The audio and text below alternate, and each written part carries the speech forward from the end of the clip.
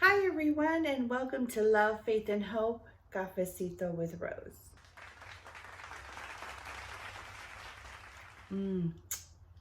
Good coffee. So today I'm going to be talking about 5 different ways on how this COVID-19 pandemic has affected my life. 5 different ways. But first and foremost, I want you to go ahead and hit the subscribe button. Also hit the notification bell so you will be notified when our next video is uploaded. You can also follow this YouTube channel on Instagram at lovefaithhope_cafecito with Rose. The link is also in the description below. So go ahead and start following this channel. Okay, so let's move forward. So the very first thing I'm going to say that it has impacted my life personally, number one, what has it impacted? My faith. That's number one. And the way I can say for me personally, how it's impacted my faith is that I truly believe that my faith has grown during this time. It had no choice but to grow. My faith in God personally. And I say that because I had to really, truly hold on to the promises of God. As I mentioned before, I'm a Christian. I believe in God. I believe in Jesus. I believe in the Word of God. And I believe what the Word of God says and what He can do for His people. And one of the biggest things is His promises. And one of the promises that I really held on to well, there were several.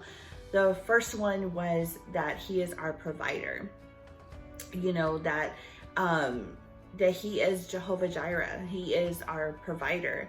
And I would say the first time that I really had to hold on to that during this time was very early on in the pandemic.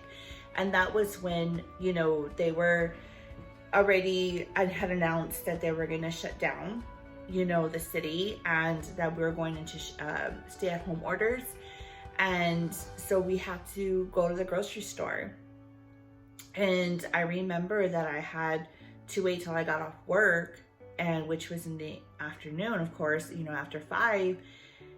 And I went to like 3 or 4 different stores, and I saw nothing but empty shelves. And I'll never forget that at one point at one of the stores at HEB, I went and I had my cart, and it was just empty shelves. And it was just a very eerie feeling that I had. And I was just like, wow, this is crazy. This is really, really crazy. And then I'll never forget, there was this very older lady, an elderly woman. And she was pushing her cart. She was walking very slowly. She was elderly. She was pushing her cart, and she's just looking through at all the empty shelves. And I'm standing there staring at an empty shelf, standing there in the aisle and just in complete shock, you know. And the lady tells me in Spanish, she tells me, people are so selfish. And I told her, said, I know. And she just said that people are so selfish. And she just continued walking, pushing her carts. And that really just hit me hard, because I was just thinking,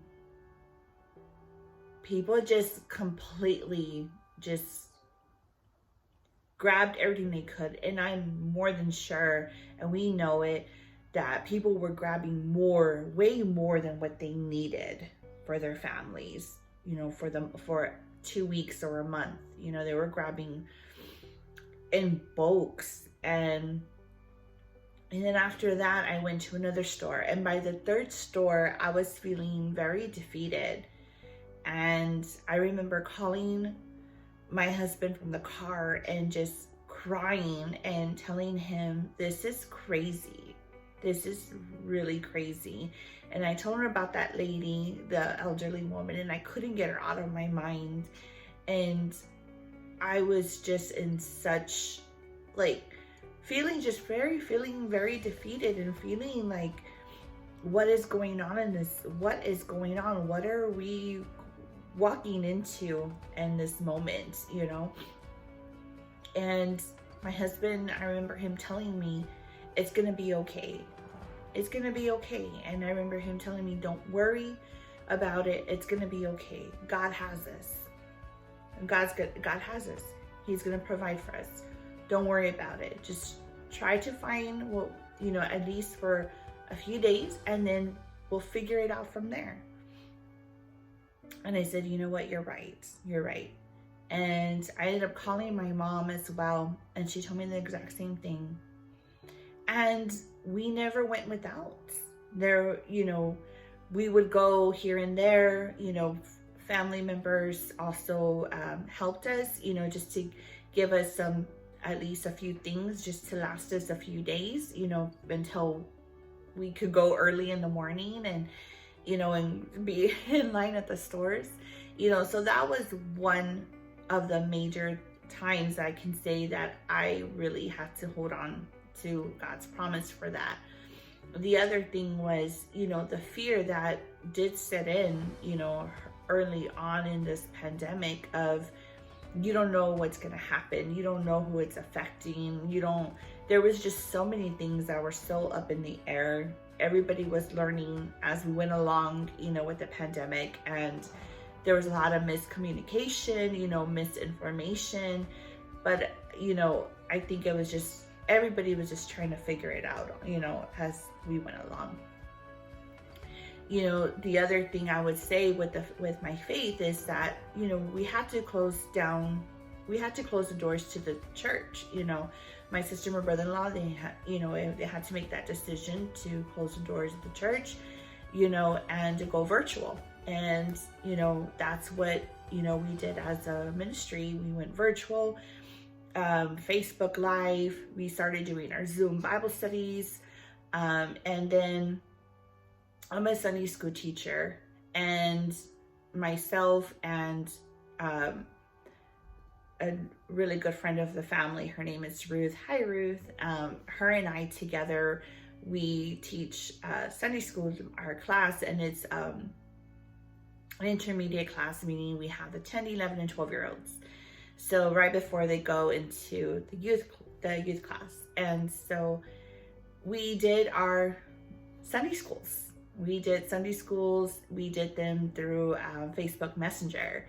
And so that we had to continue moving forward. You know, we had to tap into our faith. And this was like a time that we had no other choice but to hold on to God and his promises. You know, my faith got stronger in trusting in him. My faith got stronger in my prayer life, you know, in my personal time with God, because I didn't have that going to a church building. I didn't have that anymore. I didn't have hearing the praise and worship music anymore, you know, and I missed it tremendously. And so I didn't have that anymore. And so you had to realize, you know, it's not the building itself, but what you do with your personal time. And that was where I had to tap into that even more so, you know, because I'm sure we all had, you know, our own personal time with God before the pandemic. But then when the pandemic hit, it just got stronger in it, because you had to rely on that relationship with God. You couldn't no longer use the building itself to get in with God, or use the praise and worship music during service to make your personal time with God. You had to do it yourself. And I think that was one of the biggest lessons, you know, not lessons, but yeah, I guess you could say lessons, but one of the biggest things that helped me. The other thing I would say is how it impacted, which was my number 2, my mental health. And I use this right after faith, because I believe that your spirit, you have your spirit, and then you have your thoughts, you know, your emotions, and those sometimes battle with each other. you know. And I will say that in the beginning, when everything first started, when everything first shut down, it did impact me in where I was becoming very emotional. I was missing my church family. I was missing my family, you know, because I couldn't go see my mom anymore. My mom has underlying conditions. She has COPD, so we had to take care of her. She's also elderly, so we had to make sure that she wasn't in any way, infected with COVID. So we had to stay away, you know, and I missed her tremendously. I didn't see any of my sisters, none of my nieces and nephews. It was just, I am so close to my family. We are such a very close family. Me and my sisters, we're so close. And we had always been a very close family. But I will say that after my dad passed away, I never thought it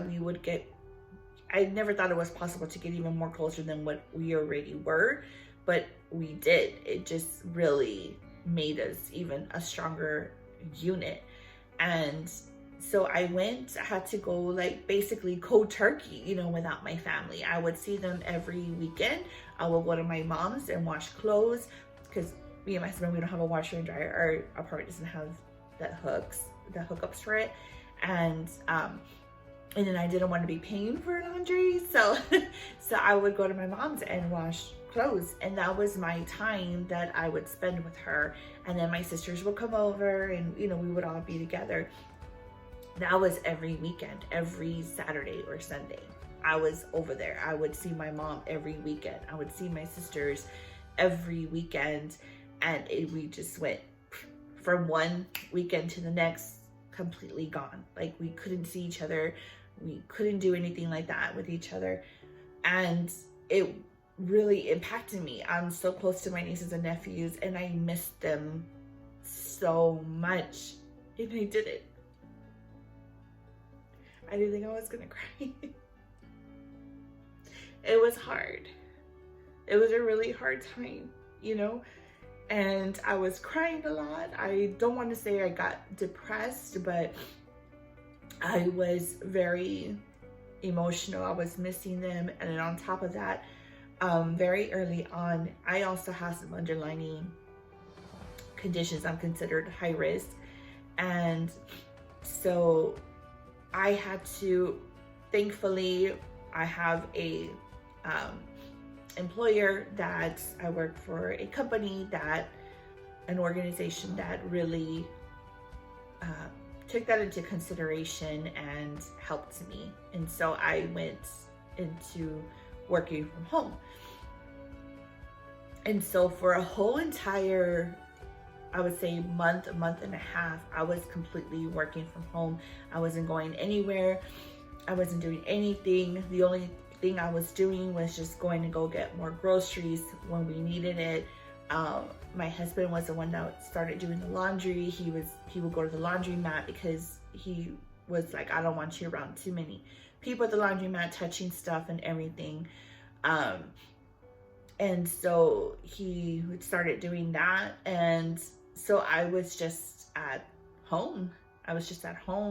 And so that alone, I'm so used to being out and about and doing stuff and just being stuck at home without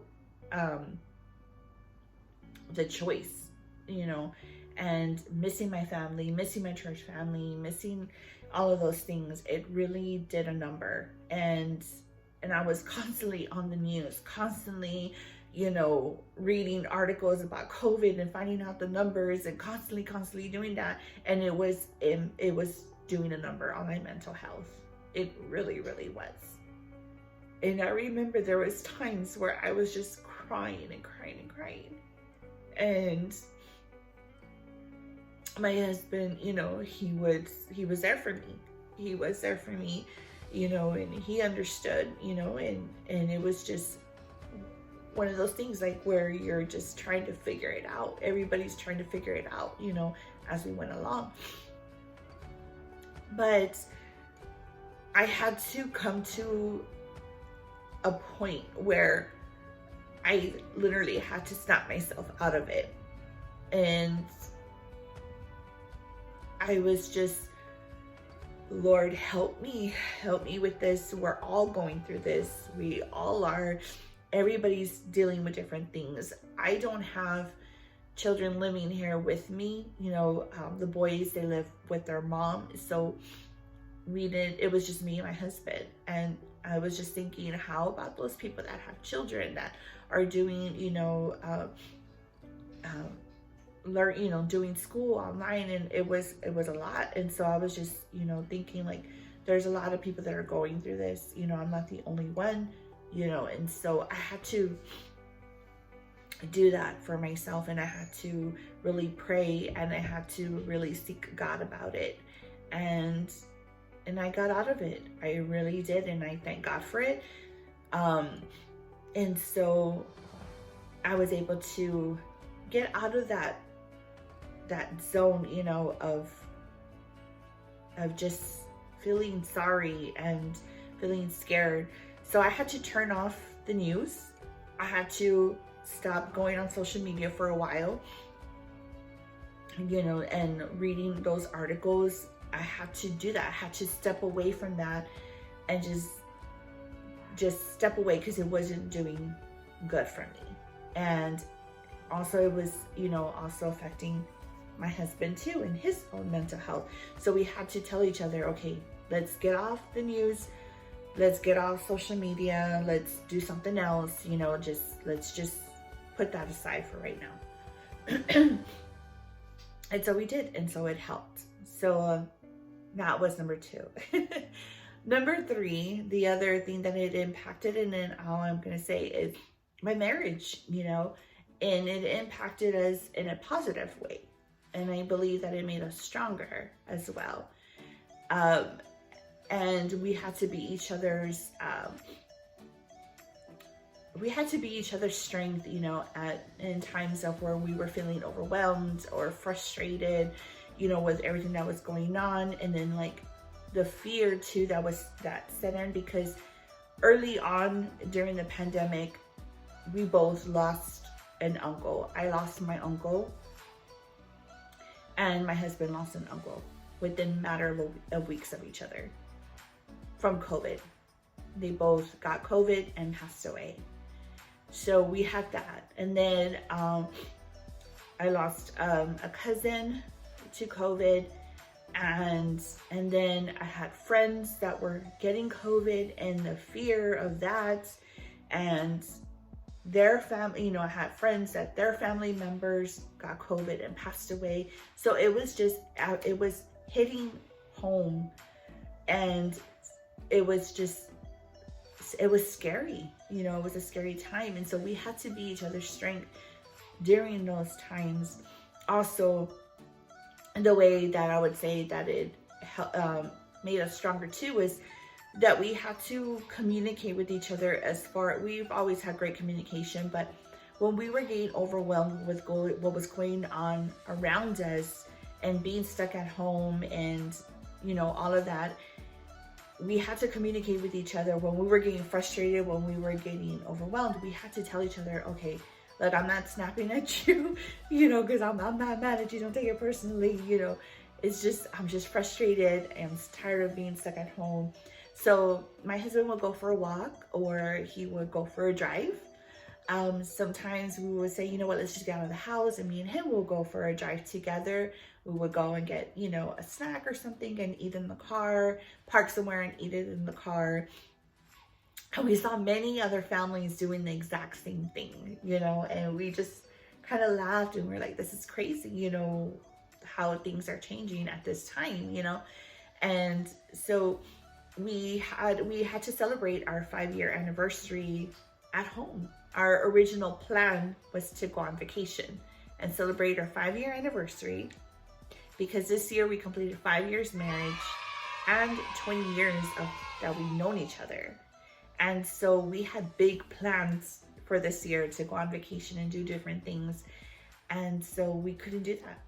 You know, we couldn't go on vacation. We couldn't go out to a restaurant. We couldn't, you know, do what we would have liked to do. And so we had to be creative. And so what we did was, for our 5-year anniversary, we saw movies, we ordered takeout, we got snacks, and we just spent the entire day together just lounging and watching movies and just talking and spending that quality time with each other. Because although we were together in the same place during stay-at-home orders, during quarantine and all of that, doesn't mean that you're spending quality time with each other. You know, I was teleworking, you know, he's, you know, doing his own thing. And so there was not that quality time that you could say, okay, you're sitting down, talking, having a conversation, you know. And